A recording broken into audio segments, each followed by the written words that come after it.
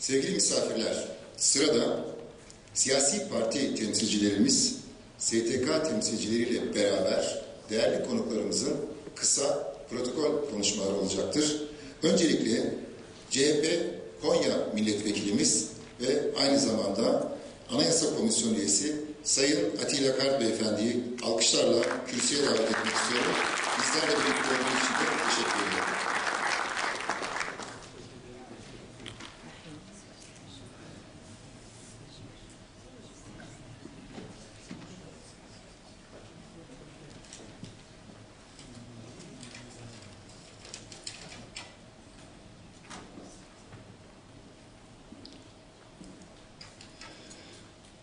Kafkas Dernekleri Federasyonu değerli başkanı, değerli yönetimi, yurt dışından gelen saygıdeğer konuklarımız, yurt içinden ve yurt dışından gelen değerli bilim adamları, değerli konuklar, değerli katılımcılar, hepinizi şahsım ve Cumhuriyet Halk Partisi adına sevgiyle, saygıyla selamlıyorum.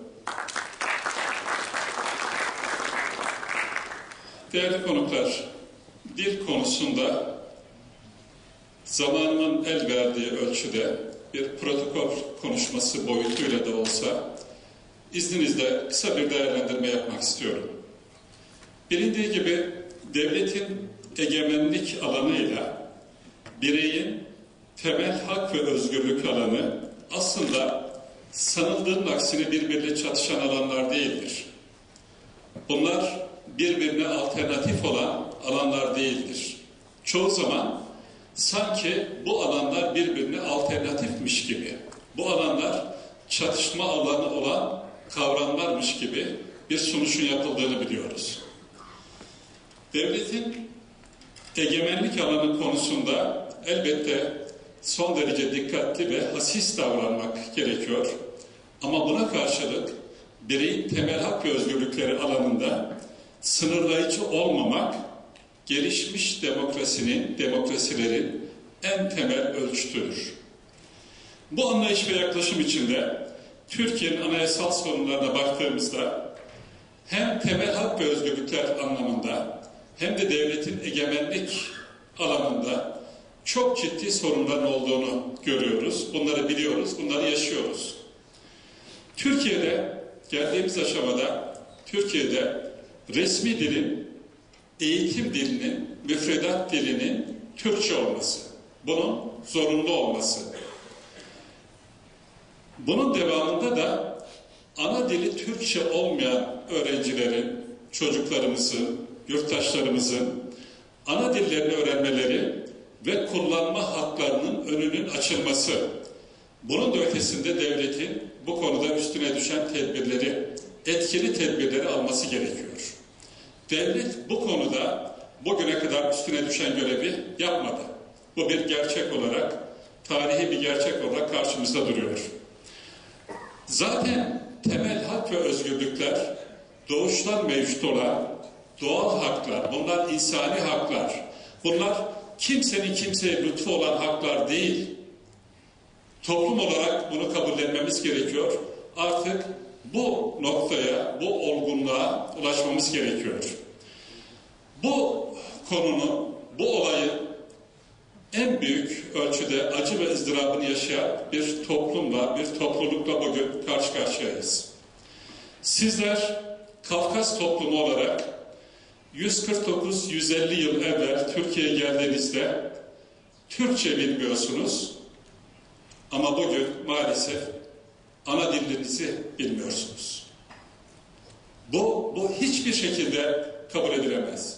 Bunun hiçbir şekilde açıklaması olamaz. Bu sebeple bu konuları, bu temel sorunları Türkiye artık aşmalıdır.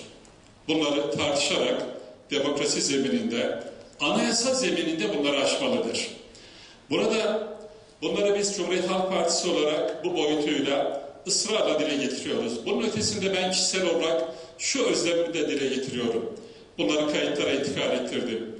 Türkiye söz gelişi bir Avusturya örneğinde olduğu gibi resmi dilin Almanca olması yanında, zorunlu olması yanında belli bölgelerde, belirli şartların doğması halinde, nüfus anlamında söylüyorum, orada pekala çift dilli ana dil eğitimini de hayata geçirebilmelidir. Bu Türkiye'nin hedefi olmalıdır. Türkiye bunu hayata geçirebilecek demokratik tecrübeye sahiptir. Bunu sağlamak durumundadır. Ama bunun öncesinde ana dil öğrenimi konusunda grameriyle, edebiyatıyla, kültürüyle, tarihiyle, geleneğiyle bunu öğrenmesi konusunda devlet üstüne düşen görevi yapmalıdır. Bu artık toplumların tartışma konusu olmaktan çıkmalıdır. Bu kavramlar üzerinden, bu temel kavramlar üzerinden toplumlar tartışmamalıdır. Yeni çatışma alanları yaratmamalıdır. Bir diğer önemli konu, o gözlemimi de sizlerle paylaşmak istiyorum. Aslında sizler Kafkas toplumu olarak bu çalışmayla bence çok değerli, çok anlamlı bir mesajı daha veriyorsunuz. O da şudur. Türkiye'nin toprak bütünlüğü içinde temel hak ve özgürlük talebinde bulunurken toprak bütünlüğüne yönelik olarak hiçbir tereddüt yaratmadan, hiçbir tartışmaya yol açmadan, bunu tartışma konusu yapmadan ama sadece ve öncelikle temel hak ve özgürlük talebinizi dile getirirken bir taraftan da Türkiye'de yaratılmak istenilen iki etnik yapı arasında yaratılmak istenilen o ikili kutuplaşma, ikili çatışma ortamını da onu da bloke ediyorsunuz. Onu da yumuşatıyorsunuz. Bu yönüyle de aslında demokrasiye gerçekten ciddi bir katkıda bulunuyorsunuz. Burada tekrar ifade ediyorum. Üniter yapıda hiçbir tereddüde ve soru işaretine yol açmadan evrensel boyutlarda temel hak ve özgürlükler boyutuyla konunun tartışmasına yol açıyorsunuz. Bu konuda tabii son derece bastırılmış olan bir kamu otoritesinin varlığı sebebiyledir ki ancak son 5-6 yılda bu konudaki taleplerinizi daha yüksek sesle dile getirmeye başladınız.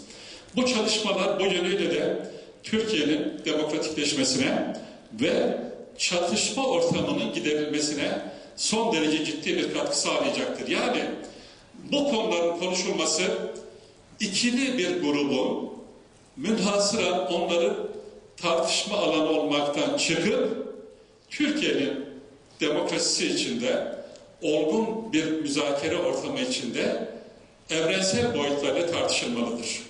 Bu yönüyle de Türkiye'nin demokratikleşmesine bu anlamda çok ciddi katkıların verildiğini görüyorum. Bu çalışmayı bu yönüyle de son derece önemsiyorum. Değerli konuklar, olayın temel hak ve özgürlükler boyutu konusunda elbette söylenecek çok şey var. Burada şunu ifade etmek isterim, bu konuda doğru bilgilendirme anlamında.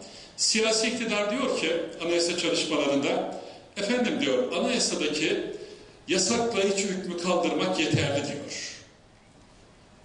Görünürde sanki bu son derece olumlu bir mesaj gibi geliyor.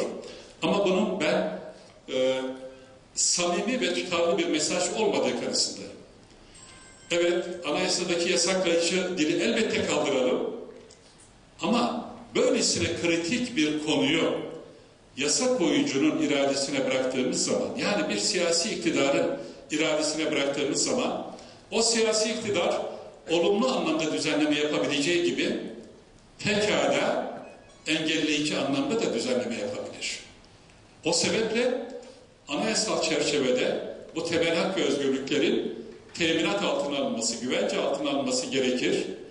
Burada konjonktüre bağlı olmadan temel hak ve özgürlükler boyutuyla bu konunun mutlaka anayasal teminata bağlanması gerektiği düşüncesindeyiz. Bu yönüyle de siyasi iktidarın daha açık, daha şeffaf olması gerektiğini yeri gelmişken ifade ediyorum. Olayın ikinci boyutu, devletin egemenlik boyutu. Değerli konuklar, Türkiye, AKP iktidarları döneminde egemenlik alanında ciddi zafiyetler içine düşmüştür.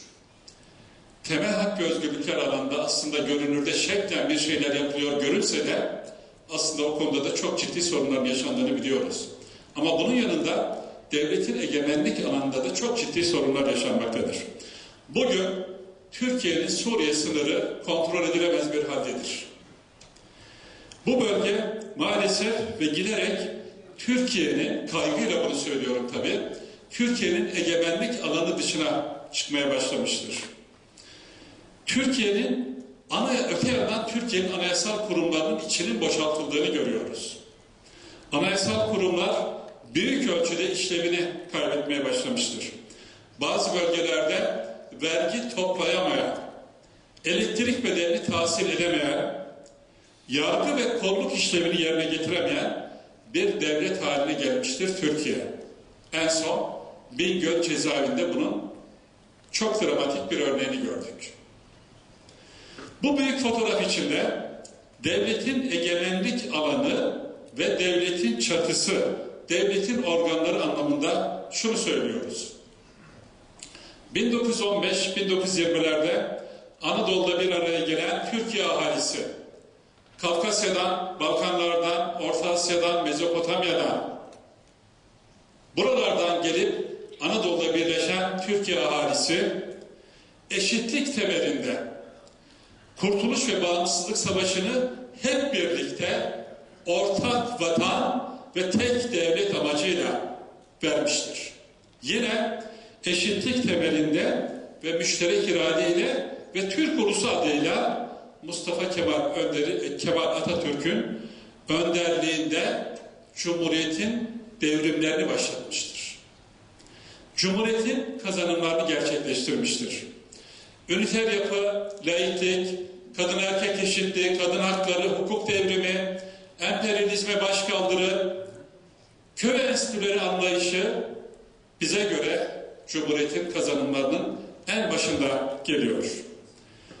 Ancak kabul etmek gerekir ki Cumhuriyet'in bu kazanımlarını demokrasiyle, eşit yurttaşlık algısıyla, olgusuyla bunu dolduramadık, bunu tamamlayamadık. Bu Türkiye'nin gerçeği olarak karşımızda duruyor. Bu kazanımları temel hak ve özgürlüklerle ve demokrasiyle güçlendirmemiz gerekiyor. Türkiye'nin artık bu olgunluğu yakalamış olması gerektiği düşüncesindeyiz. Bu anlayış içinde biz diyoruz ki Kafkas halklarının Abazya'dan kaynaklanan seyahat özgürlükleriyle ana dillerini öğrenmeleri konusundaki engellerin kaldırılması için bugüne kadar yaptığımız çalışmaları bundan böyle de sürdürmeye devam edeceğimizi ben huzurunuzda bir kez daha ifade ediyorum. Bundan emin olmanızı istiyorum. Bu konuda bu çalışmaları bundan böyle de sürdüreceğiz. Gerek seyahat özgürlüğü anlamında, şu anda gündemde olduğu için söylüyorum. Elbette bu zaman içinde daha başka boyutlarıyla gündeme gelecektir. Ama öncelikle seyahat özgürlüğü boyutuyla ve bunun devamında da ana dili öğrenme hakkı boyutuyla anayasal düzeyde olsun, meclisin yasama denetimi boyutlarında olsun, Cumhuriyet Halk Partisi olarak ve Konya Milletvekili olarak bu yönde çalışmalarımızı sürdüreceğiz. Ben bu anlayış içinde bu çalışmayı düzenleyen Kafkas Dernekleri Federasyonu'nu yürekten kutluyorum. Bu tür çalışmaların Türkiye'nin demokratikleşmesine ciddi katkı sağlayacağına inanıyorum. Bu yöndeki çalışmaları belli grupların tek eline bırakmadan, belli sosyal grupların, belli etnik yapıların tek eline bırakmadan toplumun bütünüyle tartışmasını, Türkiye'nin demokratikleşmesine daha ciddi, daha olumlu bir katkı sağlayacağını, bu anlamda da Türkiye'nin toplumsal barışına katkı sağlayacağına olan inancımı ifade ediyorum. Çalışmalarınızda başarılar diliyorum. Şahsım ve Cumhuriyet Halk Partisi adına en içten sevgilerimi, saygılarımı bir kez daha sunuyorum. Esenlikle kalın.